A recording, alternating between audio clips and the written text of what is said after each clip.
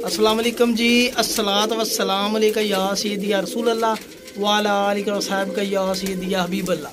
Welcome हो गया जी pigeon corner channel दे विच दोस्तों, खुश आमदीद हो गया जी। ए देखो जी 9:07 ते कबूतर बैठा जी, इहदी हालत देख लो। वजह की है ए चेक करो जरा, हो गया अंदर।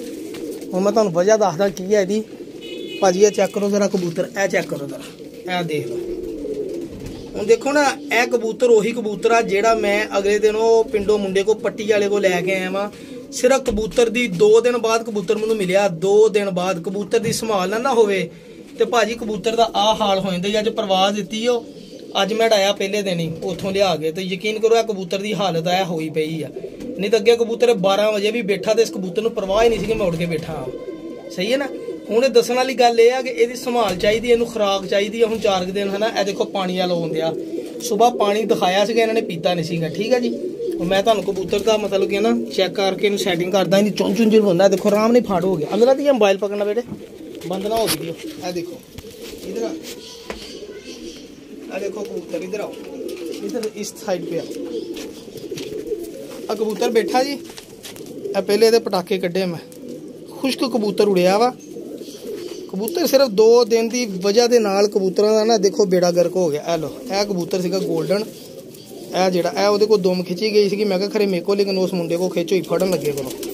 तो यह कबूतर हूँ थोड़ा जिहा आपां जरा ना इसकी सैटिंग वैटिंग करती है।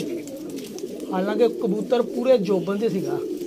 सिर्फ तुहानूं दस्सिया भी 2 दिन कबूतर की संभाल नहीं हुई तो कबूतर का बेड़ा गर्क हो गया। बैठे की हालत तुसीं देख ही रही है। ठीक है जी। इनू करते हैं इंशाल्लाह 2 दिनों च फिर कबूतर नूं अपनी हालत च बैक लियाना वा। यही कबूतरबाजी सर। हुण उस्तादियां होणगियां कबूतर इहदे रिलेटेड। दोस्त कहंदे ना साथी भाई उदां तूं गल्लां बड़ियां करदा वा, कबूतर उड़ाउणा, तेरे कबूतर उड़दे तां है नहीं भाजी। ਇਹ ਹੁਣ ਸਿੱਖਣ ਦੇ ਆ कबूतर उड़ाउणे भी। ਅੱਗੇ ब्रीडिंग करनी सीख ਲਈ ਆ, जोड़े लाने सीख लए। अलहमदुलिल्लाह इन्ना गिलम हो गया कि कबूतर ਹੁਣ ਇਹ ਆ ਵੀ उड़ते जान तो पहले को की खुराक देनी है, की गलती आ, पानी देना वा, रात ਨੂੰ किदां सामना दिन ਨੂੰ सारा। ये मैं सारी डिटेल्ड वीडियो बना रहा वा और इंशाल्लाह अपने भरावां नूं जरूर शेयर करूँगा। सही है ना। कबूतरां नूं भी ए कबूतर नूं वजह होवे तो ए होना चाहिए, ए वजह होवे तो ए होनी चाहिए। ये सारियां तुहाडे नाल भी शेयर करनी है। मेहरबानी मेरे यूट्यूबर सबसक्राइबर वीर जिहड़े मैनूं दसदे रहिंदे आ, अल्लाह ताला तुहानूं जिंदगी से तंदुरुस्ती देवे। ਉਹਦੇ ਵਿੱਚ टॉप ਦੇ ਵਿੱਚ सर सनी भाई ने, ਉਹਦੇ ਵਿੱਚ टॉप ਦੇ ਵਿੱਚ काशिफ भाई ने, ਉਹਦੇ ਵਿੱਚ सर होर मेरे को नाम ਜਿਹੜੇ नहीं ਲੈ ਹੁੰਦੇ मैं माजरत चाहुंदा वा।